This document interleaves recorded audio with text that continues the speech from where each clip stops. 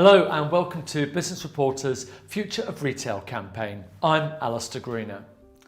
Brands and retailers are today juggling multiple business-to-business, business-to-consumer and direct-to-consumer channels. Is there a way to streamline operations so that the chaotic nature of commerce right now can be tidied up? This is what we're going to discuss today with Ray Wong, founder, chairman and principal analyst of Constellation Research.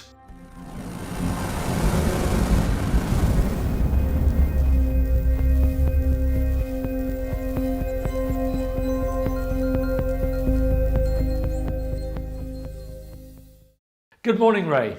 Hey, how you doing?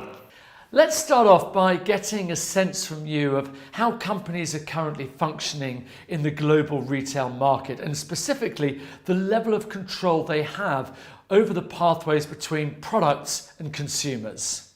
Yeah, let's use the word control loosely. It is utter chaos. Companies are dealing with 47 order management systems. They've got PIM, they've got CDP, they've got MDM, they've got a product catalog. They're dealing with like CPU. Everything is one step away from breakage. And that's how crazy it is. And so that level of a control, let's call that nil, or nil to maybe a little bit, is amazing. It's fascinating, but it's also chaotic. So what's the upshot of this lack of control and, as you say, chaos? Well, there are opportunities to really streamline what's going on. And it really comes back to something you said earlier. These pathways to the consumer are important. They're changing across the board. And so the problem in every company at this moment is a disparate set of systems that sometimes talk to each other, that are sometimes integrated, and are being clung on to a Band-Aid. They're hanging on. I mean, they're Band-Aid patchwork of Frankenstein systems that are operating billions of dollars of transactions. That's the chaotic part, right? But the upshot is there are a lot of opportunities to not just optimize, but transform how you look at where commerce is heading, and more importantly, how you take products to consumers.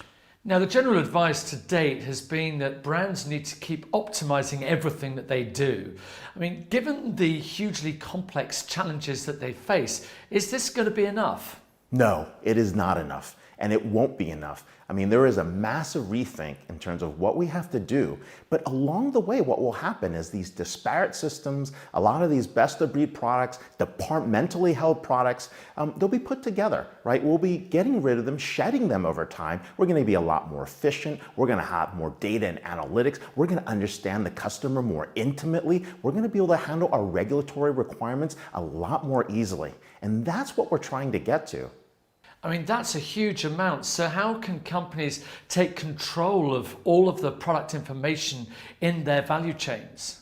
One of the ways to think about it is a brand new category of applications that we call products to consumer. It is a very important category because it eliminates probably at least 50 different categories of applications inside organizations and at least 10 major categories of commerce-like tools, right? These were things that, I mean, think about commerce. We've started online commerce starting in 1997. Most companies put in their systems after Y2K. After that, they've been patchworking new technologies along the way. And now we have an opportunity to rethink how that goes. And that's really about following customers, understanding streams, understanding immersive experiences. It's one thing to manage channels, but channels aren't good enough, right? You have to be where the customers are. Customers don't care what channel you're in. They don't care what department you're in. What they want is to be treated along the way in every immersive experience there is. And our ability to understand those interactions are what makes this new category so powerful. And what makes you so sure that this is the correct route forward? It's definitely the correct route, and here's why. Because organizations traditionally manage by departments. If you were to staple yourself to an order in a commerce transaction, you'd find that you enter anywhere between 15 to 18 different departments to get a transaction completed. Well, if you think about the number of products, the SKUs that are out there, you think about the feeds that are being connected, the ad networks that you're tied back to, the insights that you're sharing between partners, there's a lot to manage, and they're all managed very differently. We have to think about it in a holistic manner that's customer-centric, that's focused on where people are going to be. Those pathways to the consumer are mimicking how those interactions are. And what we have to do is bring that digital and analog world together, and that's where P2C plays a role. So Ray, looking into the future, where do you see the future of commerce?